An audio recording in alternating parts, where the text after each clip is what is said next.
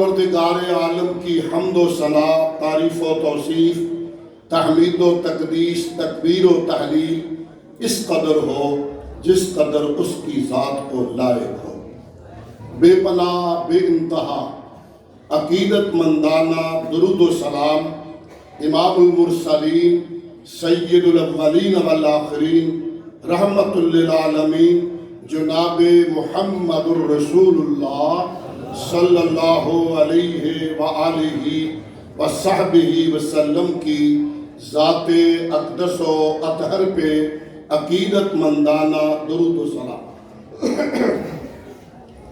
صاحبوں، ساتھیوں، بزرگوں، بھائیوں اور عزت و احترام کے لائق ہلکا ہلکا شور مچائے میری مائیں، بہنیں اور بیٹیاں،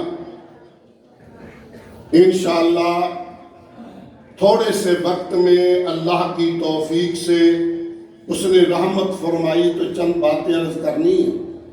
وہ بندہ بڑا خوش نصیب ہے، وہ بندہ بڑا خوش نصیب ہے جسے اللہ اپنے محبوب کی محبت کا خزانہ عطا کر دے۔ محبت بھی اتنی عطا کر دے جتنی آپ کے ارشادات عالیہ سے واضح ہے۔ سارے جہان سے بڑھ کر لا یؤمن احدکم حتی اکون احب من والدہ وولدہ والناس اجمعین، پوری دنیا سے بڑھ کر، بلکہ دوسری روایت صحیح بخاری والی، جان سے بڑھ کر، جہان سے بڑھ کر اور جان سے بڑھ کر اللہ نبی سے عقیدت اور محبت نصیب فرمائے۔ اس بندے کے مقدر کا کیا کہنا جسے حب رسول کا خزانہ ملے اور اسے اللہ پھر سنت کا فہم، سنت سے شغف، سنت سے تعلق، سنت سے عقیدت ایسے انداز میں نصیب فرما دے، کہیں تنازع، جھگڑا، خصومت آ جائے تو وہ پھر اس شاہی اصول رب اکبر کے بنائے ہوئے قانون کے مطابق فَإِن تَنَازَعْتُمْ فِي شَيْءٍ فَرُدُّوهُ إِلَى اللَّهِ وَالرَّسُولِ کہ اللہ اسے توفیق عطا فرما دے۔ حضرات یاد رکھیے، سنت رسول مشکلات، فسادات اور ہلاکتوں سے بچنے اور نکلنے کا واحد ذریعہ ہے۔ سنت رسول وہ اللہ کا انعام ہے جس سے بندہ فتنہ و فساد سے محفوظ ہو سکتا ہے۔ جیسے میں نے وہ آیت پڑھی، سادہ ترجمانی کی، فَلْيَحْذَرِ الَّذِينَ يُخَالِفُونَ عَنْ أَمْرِهِ، اس بندے کو ڈرتے رہنا چاہیے جو امر پیمبر، حکم پیمبر، حدیث پیمبر، سنت پیمبر صلی اللہ علیہ وسلم کی مخالفت کرتا ہے۔ اسے ڈرنا چاہیے کس چیز سے؟ ان تصیبہم فتنہ، دنیاوی اعتبار سے اس پہ یہ عذاب آئے گا کہ فتنے میں مبتلا کر دیا جائے گا۔ اللہ ہم سب کو محفوظ فرمائے۔ اور دوسری سزا یہ ہے کل قیامت کے دن اس کے لیے دردناک عذاب ہوگا۔ حضرات یہ بات واضح ہوئی کہ سنت رسول ان فتنوں سے بچنے کا واحد راستہ ہے۔ اور بجا فرما رہے تھے شیخ محترم، میں بنیادی اور ابتدائی طور پہ کہنا چاہوں گا، اصل میں تمام عبادات کا محور، مرکز صرف یہ ہے کہ اللہ کی اطاعت کی جائے، اللہ کی عبادت کی جائے، اللہ کی بندگی کی جائے۔ حاضر رکھنا، دماغ کو بات عرض کرنا چاہتا ہوں۔ مدعا کیا ہے عبادات کا؟ خلاصہ کیا ہے؟ اللہ راضی ہو جائے، اللہ کی عبادت ہو جائے، اللہ کی اطاعت ہو جائے۔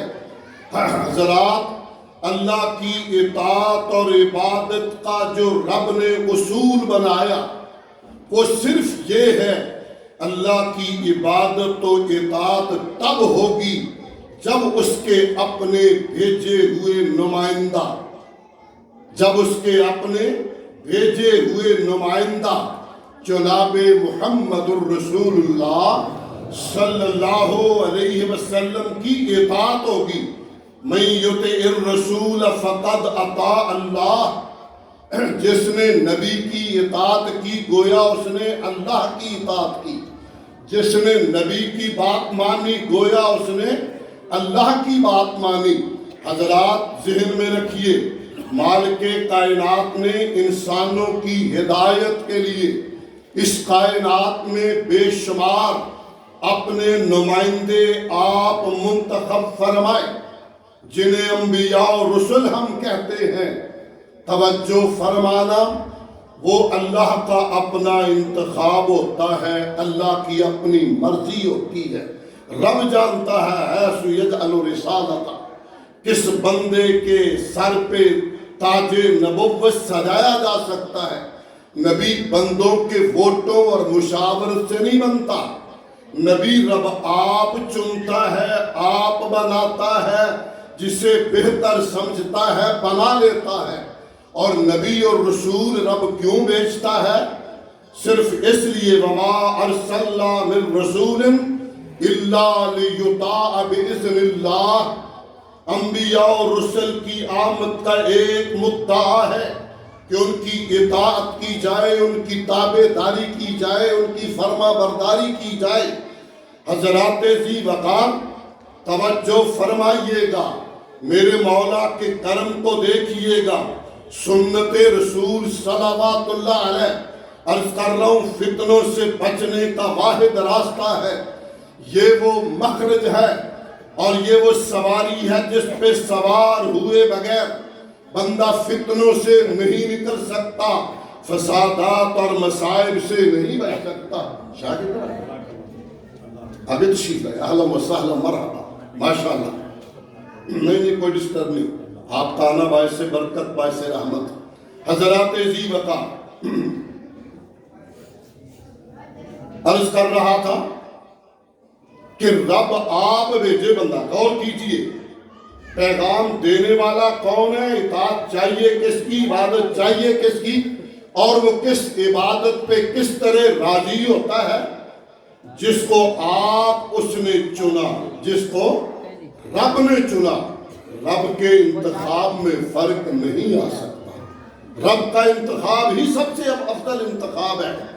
اور اللہ فرماتے ہیں قُلْ إِن كُنْتُمْ تُحِبُّونَ اللَّهَ فَاتَّبِعُونِ، مجھے میرے ساتھ محبت چاہتے ہو، رب سے تعلق چاہتے ہو، رب کا قرب چاہتے ہو، رب سے دوستی چاہتے ہو تو فَاتَّبِعُونِ، آپ فرماتے ہیں میرے پیچھے چلے آؤ، سنت رسول کو گلے کا ہار بنا لو، امر پیغمبر کو اپنا لو، حدیث مصطفیٰ کو اپنے سینوں پہ سجا لو، اس کو اپنا لو، یہ واحد راستہ ہے۔ یحببکم اللہ، اللہ تمہیں اپنی محبت عطا فرما دے گا، محبت ہی عطا نہیں فرمائے گا۔ وہ کرم کرنے والا رب غفار اور غفور ہونے کے ناطے بشری تقاضوں کے پیش نظر ہونے والی کمیوں کو بھی معاف فرما دے گا۔ وَيَغْفِرْ لَكُمْ ذُنُوبَكُمْ، اللہ تمہارے گناہ بھی معاف فرما دے گا۔ مگر ذریعہ، واسطہ اور طریقہ کیا ہے؟ رب کو منانے کا، رب کے پاس جانے کا، رب سے تعلق اور لو لگانے کا، سنت پیغمبر، حدیث پیغمبر صلی اللہ علیہ وآلہ وصحبہ وسلم۔ حضرات ذی وقار ایک موقع پہ، یہ طبرانی کی روایت کے الفاظ ہیں، آپ نے فرمایا ایک زمانہ آئے گا میری امت پہ فتنوں کے دروازے کھل جائیں گے، فتنے بے شمار ہوں گے۔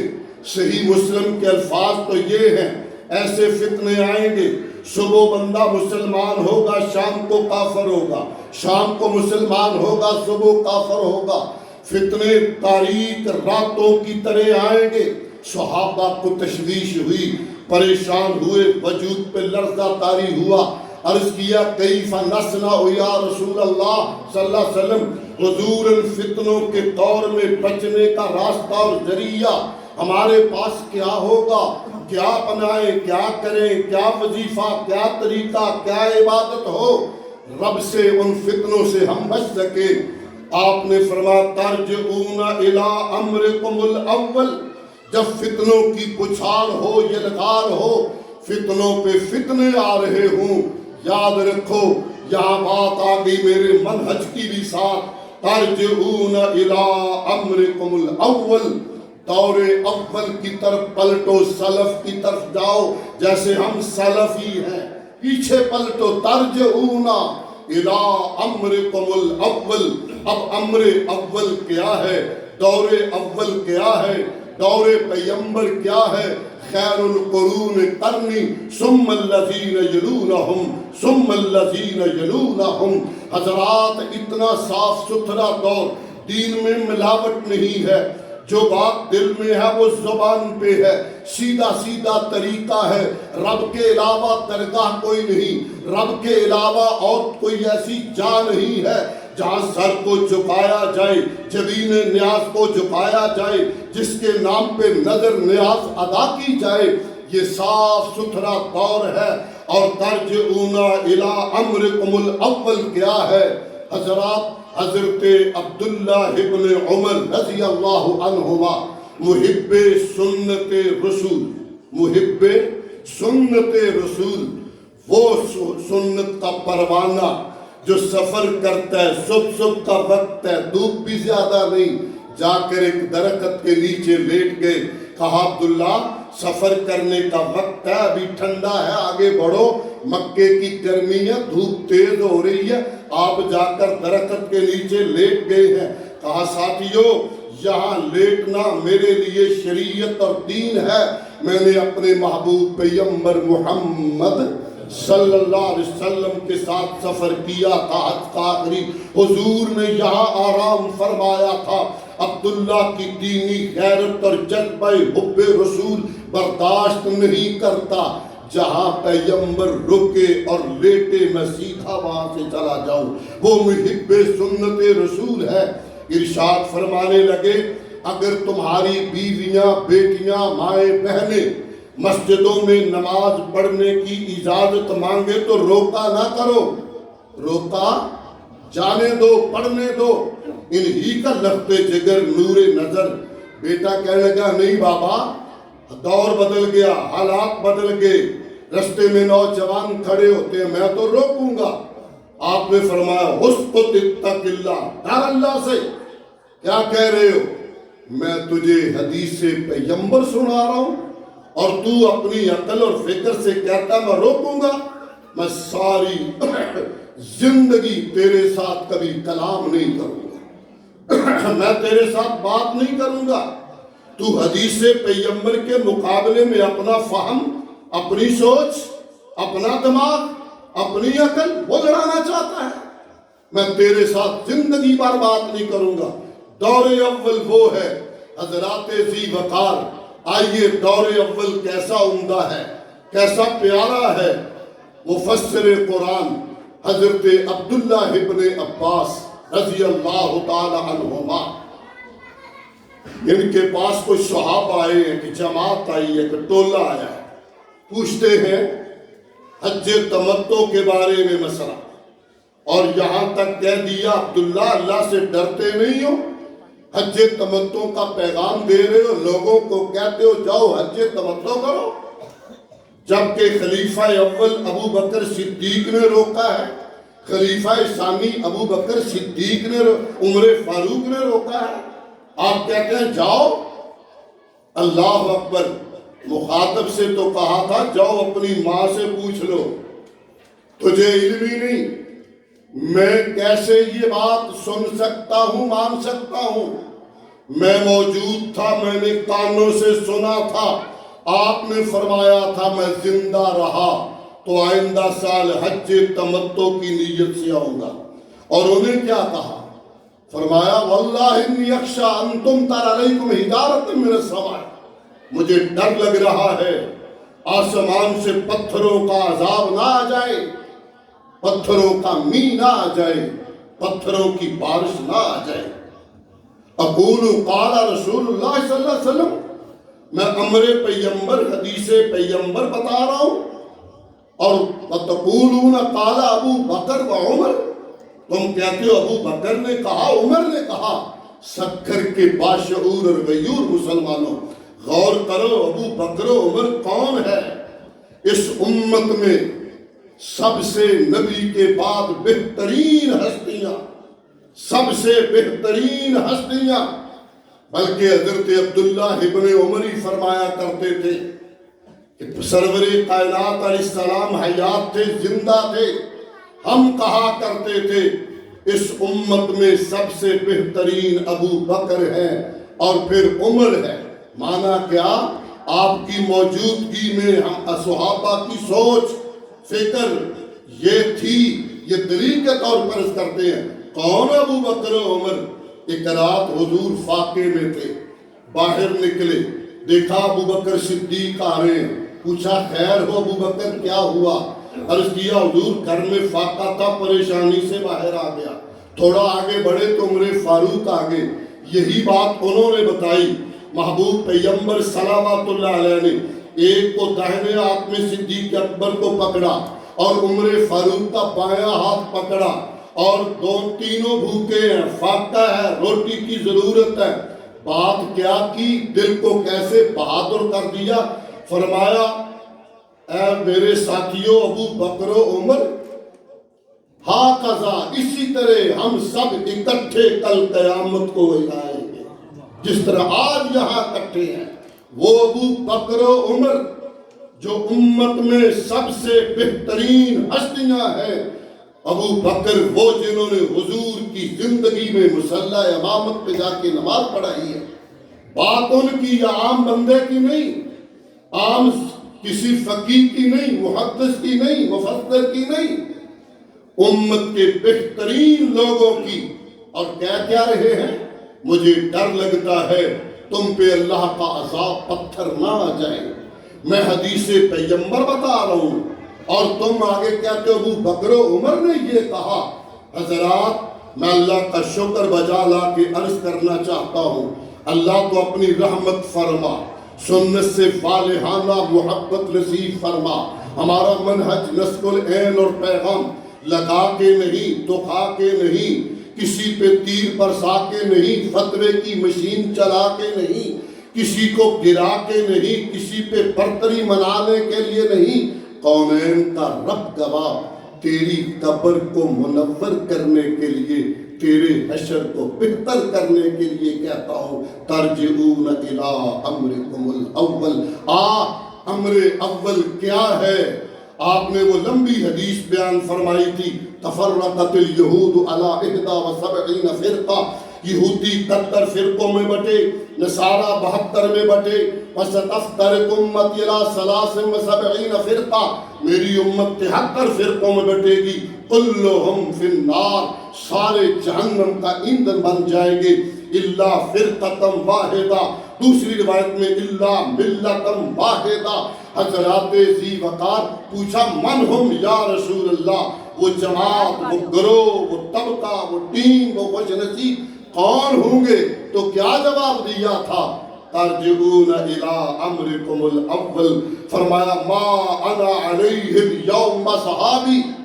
حضرات وہ دین، وہ جماعت، وہ طبقہ، وہ گروہ جو اس پہ رہے، جس پہ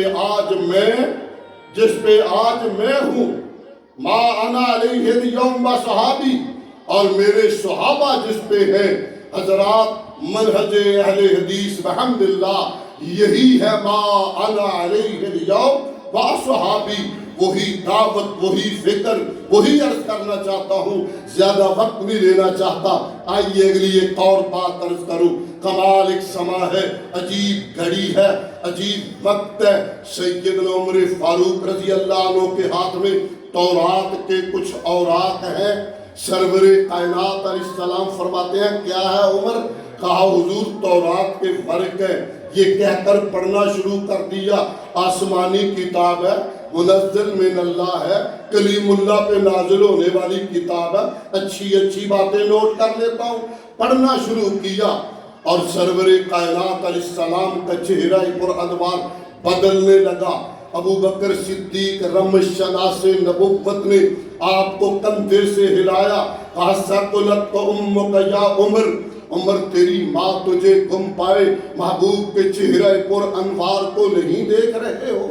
جب دیکھا حضور غصے میں ہے، عمر فاروق کپ کپ آگے، گھبرا گئے، لرزہ طاری ہوا اور فوراً دست بستہ عرض کیا، رضیت باللہ ربا وبالاسلام دینا وبمحمد نبیا۔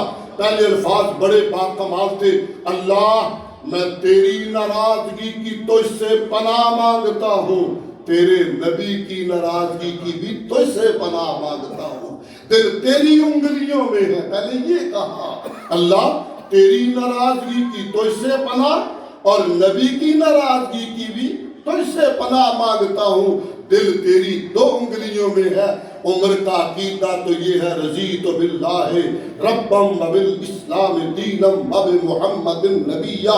اے اللہ تیرے رب ہونے پہ راضی، دین اسلام پہ راضی، محبوب تیرے نبی اور رسول ہونے پہ راضی۔ حضور کا غصہ کافور ہوا، چہرے پر انوار کی رنگتیں تبدیل ہوئی، خوشی میں آئے اور فرمایا، عمر میرا ہو کر، میرے ہوتے ہوئے، قرآن کے ہوتے ہوئے، حدیث مصطفیٰ کے ہوتے ہوئے، امر پیغمبر کے ہوتے ہوئے تورات پڑھ رہے ہو، تورات پڑھ رہے ہو، اور تورات بھی وہ پڑھ رہے ہو جو یقینی نہیں کہ یہ درست